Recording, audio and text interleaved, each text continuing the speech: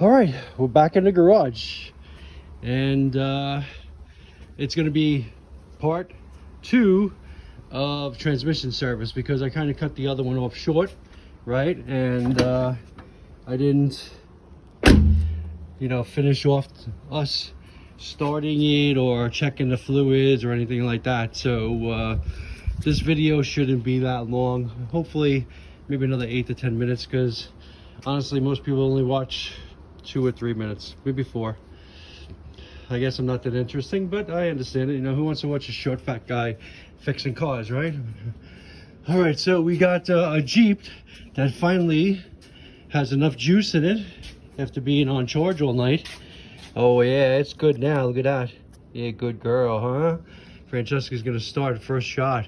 So Google says that when you change the pan and the filter, you should add 4 quarts. But I'm gonna say there was probably at least 1 or 2 quarts on the floor. Now, we've been out of the garage since, okay, at least 12 hours. I came and filled the truck up, right? Because last night about 9 o'clock at night, I was thinking about it, and I was like, hey now, look at that. So I was thinking about, I should go and fill up the transmission and see if we have any leaks, because I'm kind of curious, blah, blah, blah. So 12 hours later, I had to put the battery on charge, and this is what the floor looks like. Look at that. What do you see on my floor besides my normal dirtiness? I don't see any drips. I don't see any leaks. I don't see any fluid for a change. So I don't think this truck needs a rear main seal. It might need valve cover gaskets. I do see a little seepage, but that's something we could do from the top. So that's motor work, but we haven't even got to that yet. So in the Jeep's best interest, I think the new pan, well, you know what, let's go lay underneath there. Should have brought my flashlight, right? Oh, actually, I got these guys. Here we go. These guys from Costco. They work okay. You gotta make sure you just charge them enough. They're more for hurricanes for me, honestly, but than working on cars. But all right, so let's go take a quick look under Francesca and see if all is going to be well in the Francesca world today, or is Kevin going to be an upset person? Oh, look at that. I don't see any drips. I don't see any fluid. Now I cleaned that crossbar, and I cleaned that back one right there. That one there, I cleaned that one, and I cleaned this one. All right, so I do see a little seepage from oil on the block there and there. So he probably does have a little, some kind of leak there. So, but this train is too heavy to be doing that job, especially in this location. And then you can see that if you look up there along the engine block, you see a lot of wetness up there along the ridge. So I think these engines have a have an oil pan, and then they have a plate that the oil pan bolts to. And I'm wondering if that's the issue, but you know what, that's a little above my skill.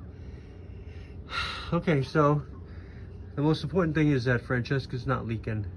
So let's go and start it up and see what happens. All right, so we got about 4.5 quarts in there compared to the 8.8 that is recommended. So let's see what happens when she starts. Okay, so we got no check engine light, tire pressure light. Okay, that's interesting. Why would the check engine light go out? Maybe because the battery died? Oh, look at that. I don't see any fluid down there. Oh, that's a beautiful sign. All right, so let's move this and let's check the fluid. So if you guys aren't familiar, the 11s came with a 3.8 liter, and the newer ones are a 3.6. So I need 2 hands for this, so stand by. All right, so we got about 5 quarts in there now, and we're back on the dipstick. So let's run it through the gears while it's up on the lift, and make sure that she shifts good. Okay, so foot, we gotta bleed the brakes more. Brakes are soft.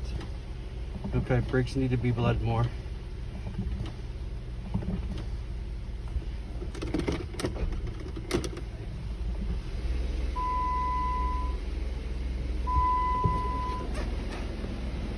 Tire spinning in the back. Let's see, we could see the bottom one on that side.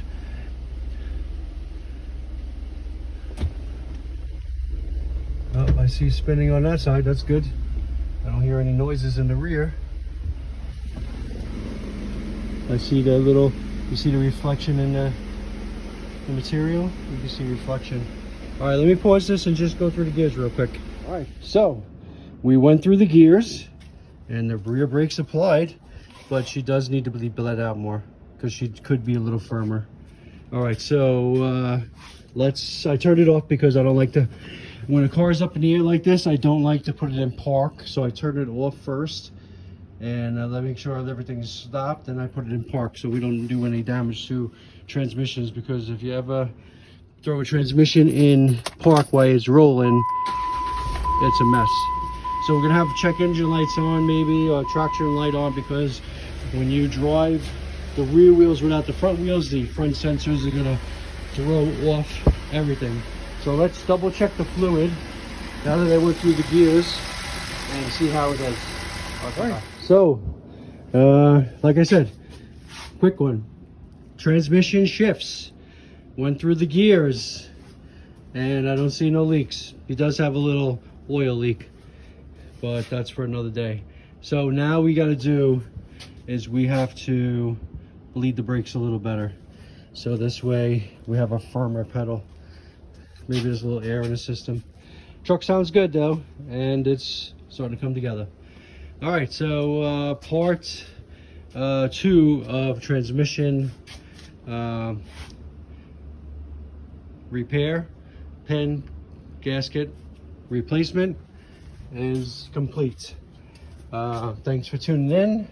Appreciate all your comments. I read all 0 of them, and like, comment, subscribe. All right, have a good day.